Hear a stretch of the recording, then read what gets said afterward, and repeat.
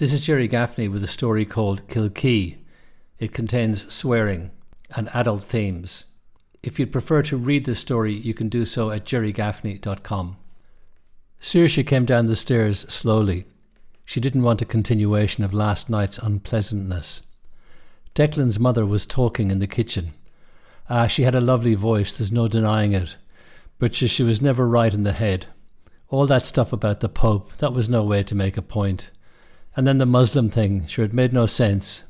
Declan grunted. And Gabe Byrne used to be so nice to her in the late. I think he must have felt sorry for her. She had that gift from God, that voice. It's a shame. They both turned to Saoirse when she walked into the kitchen. Declan seemed relieved and concerned. You look like you're all set. I am. Declan's mother, Maura, gave her a look and apparently decided not to say whatever was on her mind. Instead, she stared out the window. You might get a bit of rain on your travels, she said. Looking out the window to check for recent, current or impending rain seems to be a staple of Irish conversations, thought Saoirse. She had a sudden insight. Rain comments were like a dial tone when you picked up one of those old-fashioned phones and heard the continuous tone on the line. It didn't tell you anything except that the system was working and communication was possible. She filed the thought away for future attention. She couldn't wait to get out of the house. Maura was annoying at the best of times, and in times of trouble could be relied upon to be cruel and insensitive. Declan was inclined to give her the benefit of the doubt, but Saoirse's patience had finally run out on this trip. They were supposed to drop in for a brief overnight visit on the Friday on their way to Kilkee.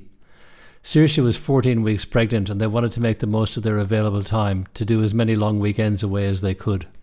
Once the baby came, it would be more difficult, as they'd seen with friends, each trip an exercise in logistics. Saoirse and Maura had never warmed to each other. Maura didn't approve of Saoirse's piercings, or her accent, or her job, or her way of dressing, or her lack of interest in religion. After a few initial and futile efforts at being appropriately polite and demure, Saoirse had given up and resorted to keeping communication to a minimum. She thought it was great that Declan stayed in touch with his family. He called his mother once a week, even though these conversations appeared to be entirely one-sided, with Declan simply providing an assenting voice to whatever his mother happened to be saying. Actual in-person visits were, happily, rare events. Saoirse didn't like staying in the cold house, and she didn't like all the religious iconography in the room where they slept. There was a bleak crucifix on one wall, and directly over the bed a picture of Jesus apparently undergoing open-heart surgery. These and the creaky bed made sleeping there the antithesis of a romantic occasion. They hadn't mentioned the pregnancy to anyone yet, though of course one of Maura's first questions had been about whether there were any signs of them starting a family. Saoirse had ignored her, but early in the evening she had bad cramping and Declan drove her to the hospital where she had a miscarriage. They were told it was necessary for her to have a procedure under anaesthetic to make sure there was no remaining tissue. She stayed overnight. Declan was sympathetic and supportive, but she felt a great emptiness as she walked from the hospital to the car and he drove her back to his mother's place. Maura fussed, making tea and offering scones and toast. Saoirse just wanted to be left alone. She lay on a couch in the sunroom and stared out over the green fields. She watched the birds flitting in the hedges. The cat came and sat on her stomach. She stroked it and its purring gave her some comfort. Maura disapproved. I'll put the cat outside. No, it's fine. Declan sat next to her in an armchair reading a newspaper.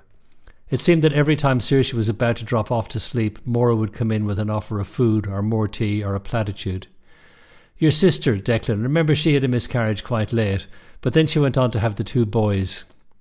In the old days people had it very tough. There was polio and hunger and all sorts of disease. A lot of people had children die young. You remember Mary Brannigan, Declan? She lost twins very late. It was very sad. She was never able to have any more.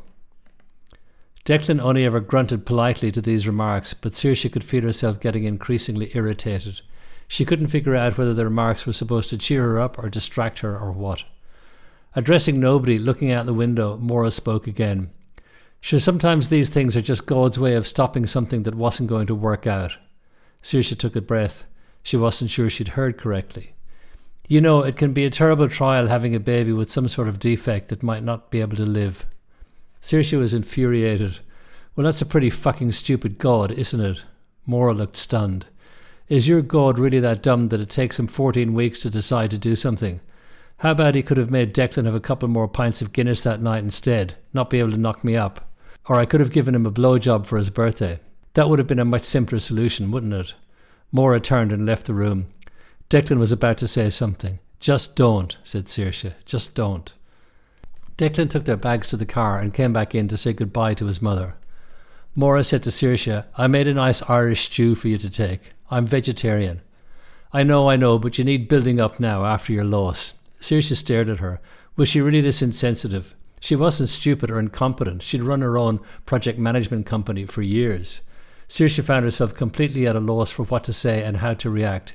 She turned and walked out, sat in the car, waiting. Declan came out carrying a casserole dish covered with a tea cloth. He put it on the back seat and waved at his mother as they drove away. Saoirse rolled down the window to avoid the smell of the stew, but the cold rain was too much. She closed it back up again. Stop, she said, just there on the left. There was a lay-by. Declan pulled over. Saoirse got out of the car, took the casserole from the back seat and threw the whole lot into a bin. She got back into the car and looked at him. All over Ireland, every weekend, people must pull over to the side of the road and throw out inappropriate parental offerings of all sorts. Food, knitted caps, fuck knows what else. She stopped. They sat in the car, not moving. She looked across at Declan. What? She asked. He shook his head slowly. What? A blowjob for my birthday, he said. Did you see my mother's face? I was mortified myself. She snickered. Suddenly the two of them were laughing hysterically. He reached for her and she leaned over and rested her head on his shoulder while he stroked her hair. After a few moments they finished laughing. She sat back and adjusted her seatbelt. Declan looked in the mirror, turned on the indicator, and they drove on towards Kilkee. If you enjoyed this story, please consider leaving a positive review at iTunes, Spotify, or wherever you accessed it.